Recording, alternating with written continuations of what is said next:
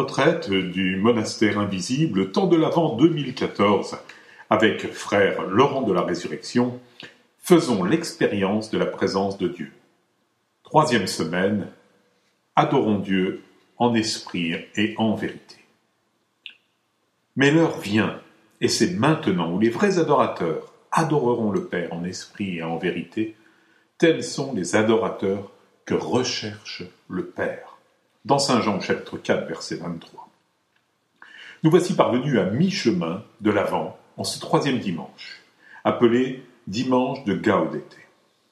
Soyez dans la joie du Seigneur, soyez dans la joie, le Seigneur est proche.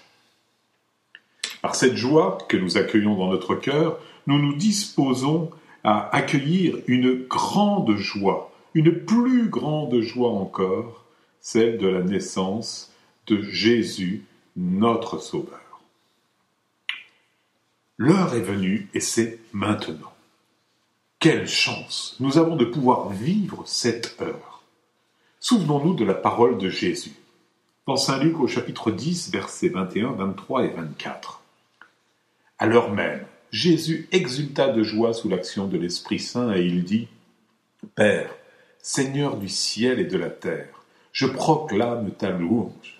Ce que tu as caché aux sages et aux savants, tu l'as révélé aux tout-petits. Oui, Père, tu l'as voulu ainsi dans ta bienveillance. » Puis il se tourna vers ses disciples et leur dit en particulier « Heureux les yeux qui voient ce que vous voyez, car je vous le déclare, beaucoup de prophètes et de rois ont voulu voir ce que vous-même vous voyez et ne l'ont pas vu, entendre ce que vous entendez et ne l'ont pas entendu. » Jésus exulte de joie. Exultons avec lui. Beaucoup ont voulu voir ce que nous voyons et ne l'ont pas vu, entendre ce que nous entendons et ne l'ont pas entendu. Grâce à l'Eucharistie, nous pouvons ajouter « Beaucoup ont voulu toucher ce que nous touchons et ne l'ont pas touché, manger ce que nous mangeons et ne l'ont pas mangé. » Nous avons entre les mains le trésor de la révélation. Quand nous recevons l'hostie entre les mains, nous recevons Jésus qui seront présents et se donne à nous. Il ne se limite pas simplement à nous permettre de le tenir dans notre main. Il se fait nourriture pour nous et se rend présent au plus intime de notre être. Grâce à la foi de l'Église, nous pouvons ajouter « Beaucoup ont voulu connaître ce que nous connaissons et ne l'ont pas connu. » Mais l'heure est venue d'adorer Dieu en esprit et en vérité, et non plus là ou ailleurs, que ce soit sur le mont Garizim, sur le mont du Temple à Jérusalem. Non. Aujourd'hui, c'est en esprit et en vérité. Alors, voyons les conseils que donne frère Laurent. 3 conseils pour cette semaine. Premièrement, faire un avec le Père. Je cite Laurent. Adorer Dieu en esprit et vérité, c'est-à-dire par une humble et véritable adoration d'esprit dans le fond et centre de notre âme.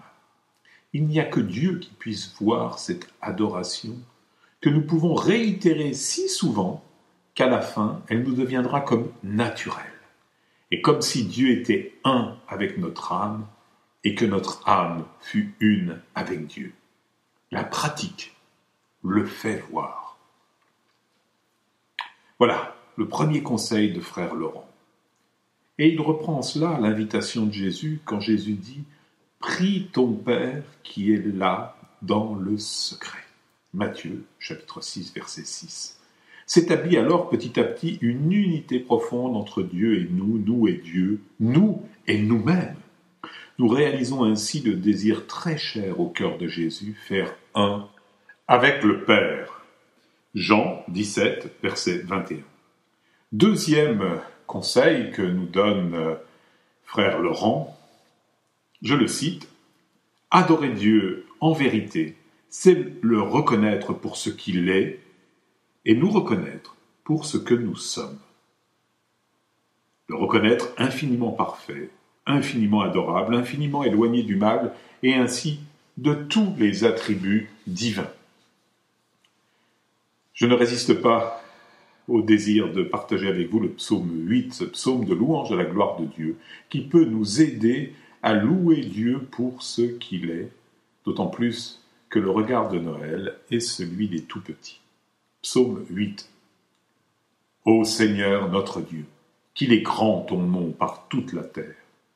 Jusqu'aux cieux la splendeur est chantée par la bouche des enfants des tout-petits. Rempart que tu opposes à l'adversaire, où l'ennemi se brise en sa révolte.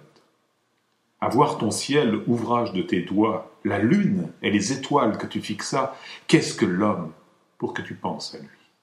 Le fils d'un homme que tu en prennes souci. Tu l'as voulu un peu moindre qu'un Dieu, le couronnant de gloire et d'honneur. Tu l'établis sur les œuvres de tes mains. Tu mets toutes choses à ses pieds. Les troupeaux de bœufs et de brebis et même les bêtes sauvages, les oiseaux du ciel et les poissons de la mer, tout ce qui va son chemin dans les eaux. Ô Seigneur notre Dieu, qu'il est grand ton nom par toute la terre. Psaume 8 dans la traduction nouvelle de la Bible de la liturgie. Le troisième conseil que nous donne frère Laurence, c'est nous reconnaître pour ce que nous sommes. Je le cite. Adorer Dieu en esprit et en vérité, c'est encore avouer que nous lui sommes entièrement contraires, et qu'il veut bien nous rendre semblables à lui si nous le voulons. Qui sera assez imprudent pour se détourner même un moment du respect, de l'amour, du service et des adorations continuelles que nous lui devons? Recourons à Catherine de Sienne, docteur de l'Église, pour nous mettre dans l'attitude d'humilité des vrais adorateurs en esprit et en vérité. Je cite une anecdote tirée de la vie de Catherine de Sienne rapportée par le bienheureux Raymond, dans la première partie de l'ouvrage, chapitre 10. Un jour, le Seigneur apparut à Catherine de Sienne dans une vision et lui dit « Sais-tu, ma fille, qui tu es et qui je suis ? Si tu as cette double connaissance, tu seras heureuse. Tu es celle qui n'est pas, je suis celui qui suis. Si tu gardes en ton âme cette vérité, jamais l'ennemi ne pourra te tromper. Tu échapperas à tous ses pièges. Jamais tu ne consentiras à poser un acte qui soit contre mes commandements, et tu acquerras sans difficulté toute grâce, toute vérité et toute clarté.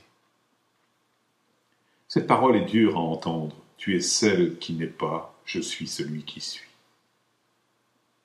Si le Seigneur la prononce, c'est qu'elle est là pour nous amener sur le bon chemin qui mène à la pleine réalisation de son plan d'amour pour nous. Benoît XVI le rappelait lors de son audience du 9 janvier 2013 en citant saint Irénée. C'est la raison pour laquelle le Verbe s'est fait homme et le Fils de Dieu, Fils de l'homme, afin que l'homme, en entrant en communion avec le Verbe et en recevant ainsi la filiation divine, devienne Fils de Dieu. En résumé, Dieu s'est fait homme pour que l'homme devienne Dieu.